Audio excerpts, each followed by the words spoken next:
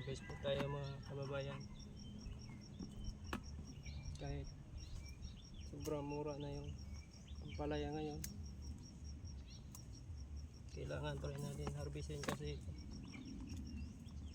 sayang yung bunga niya.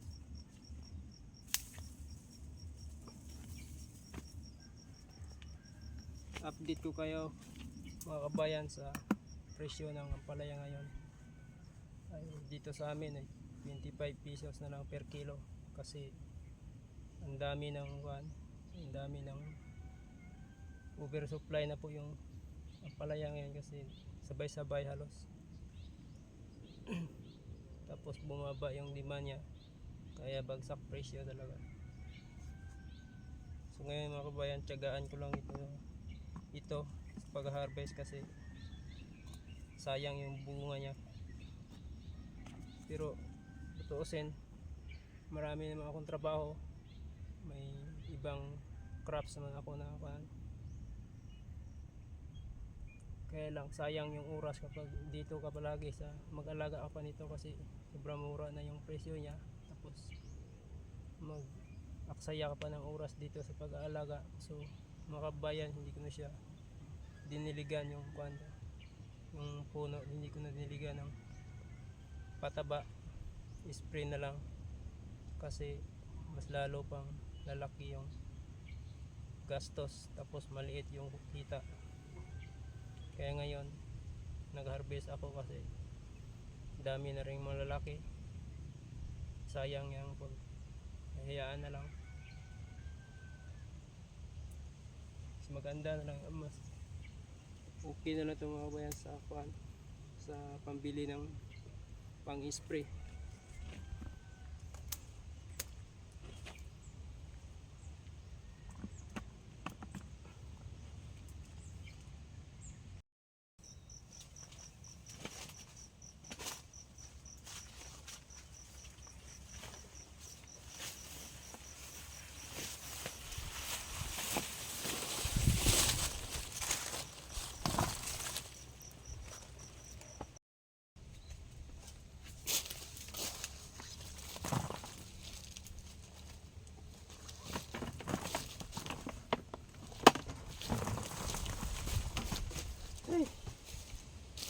Tapos na talaga.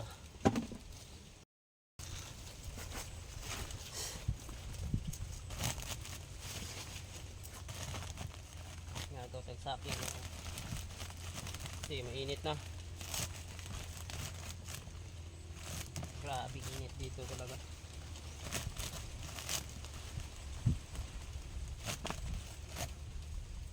Sa presyo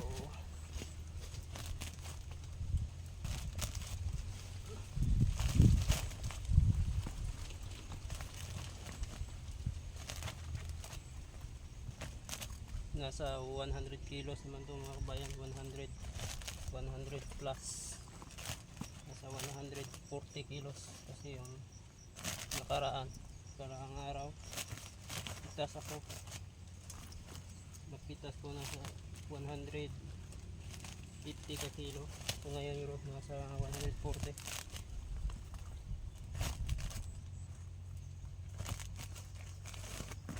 Marami sana kasi maliit mo lang yung tanim ko, kaya lang marami yung pitas ko, kaya lang pakamura ng presyo ngayon. Nung nakaraang linggo nabutan ko pa yung 60 per kilo, pesos per kilo. Pero ngayong linggo nasa 25 per kilo na lang po mga kababayan yung presyo. Dito po yan sa farm mga kabayan. Pero pagdating sa palengke, mas malaki, mas kalahati yan, lampas pa ng kalahati yung presyo, nasa 60 doon sa palengke.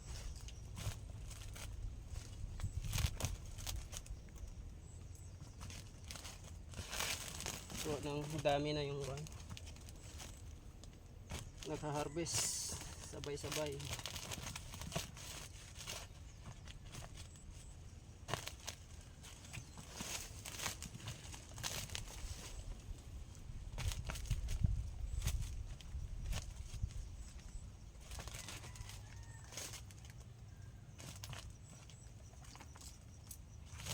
sayang naman pag hindi to harvestin.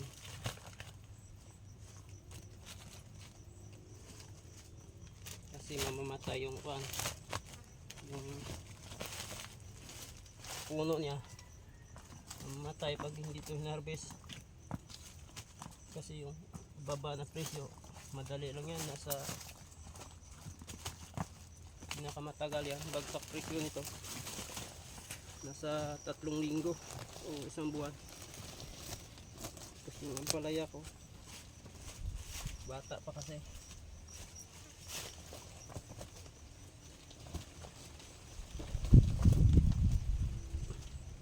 Pag mahal ng presyo, pag bumalik na yung magandang presyo, alagaan ko ulit kasi matagal pa man matagal pa mamatay ang mga kababayan.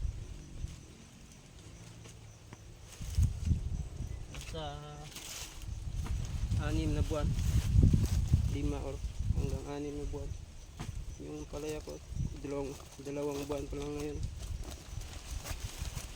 So sayang pag hinayaan mo mamatay pag hindi na-harvest yung bunga niya.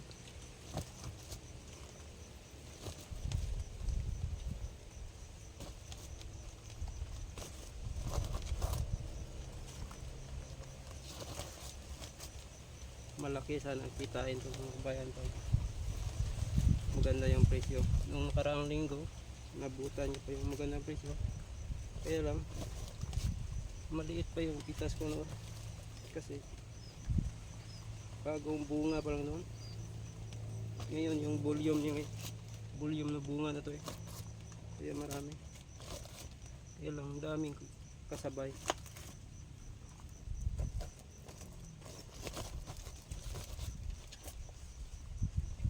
Kaya mura.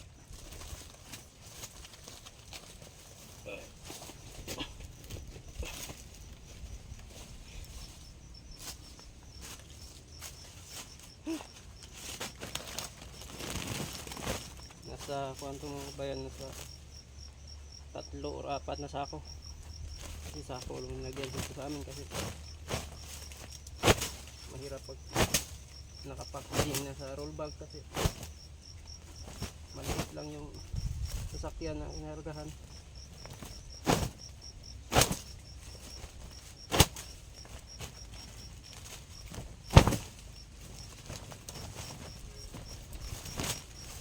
Kailangan talaga muna isako to.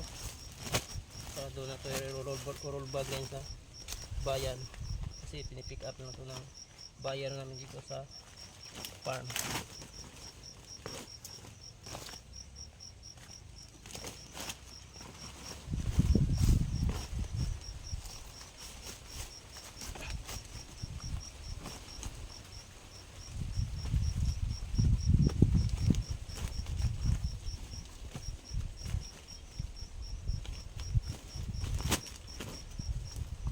₱5 per kilo.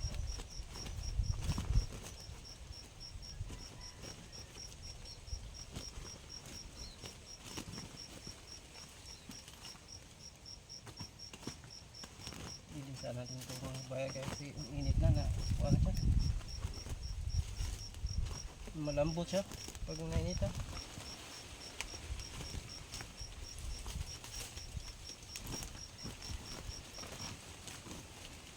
Malambot siya kasi sobrang init.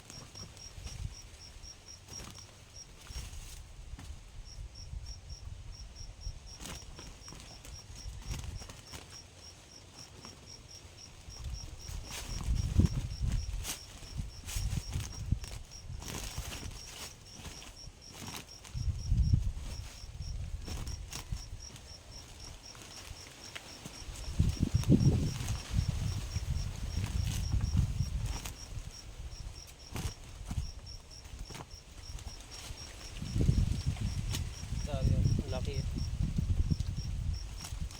Kasi yung iba oversize na talaga. Oversize na talaga yung iba. Lalo pag diniligan to ng pataba. Ang lalaki nito. Hindi ko ko na diniligan ng buwan. Nung nakarang harvest ko kasi mura naman presyo. Sayang sa oras, sayang sa pataba.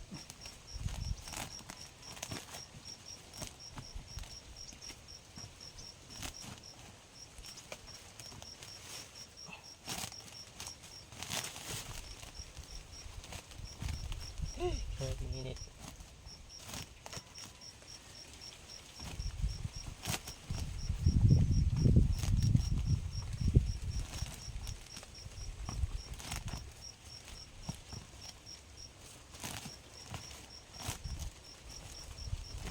Grabe, 25 pesos per kilo.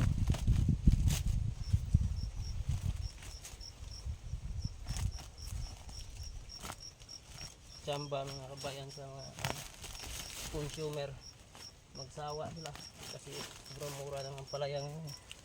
Magsawa yung consumer. Pag mahal naman ito, pag mahal nito sa retail na, abot yan ng 100 plus 100 plus per kilo dito sa ano. Maganda yung price niya. 80 per kilo wholesale. Tapos pagdating sa palengke, sa 140, 120 per kilo.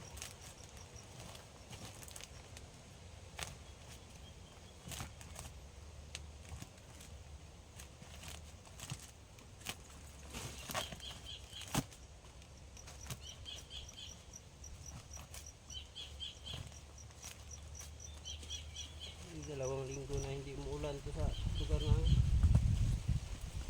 Dalawang linggo na hindi umuulan. Samantala sa ibang lugar, araw-araw umulan.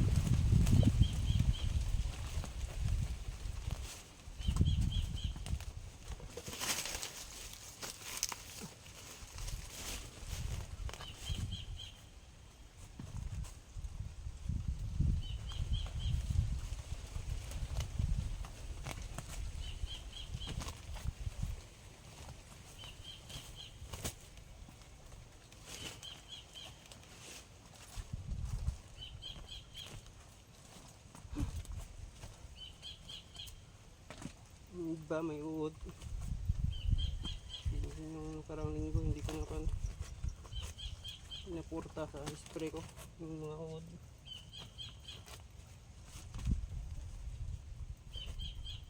At saka maraming uod ngayon. Kahit anong uri ng tanim o gulay, ang daming uod ngayon pag hindi maganda yung nagamit na gamot.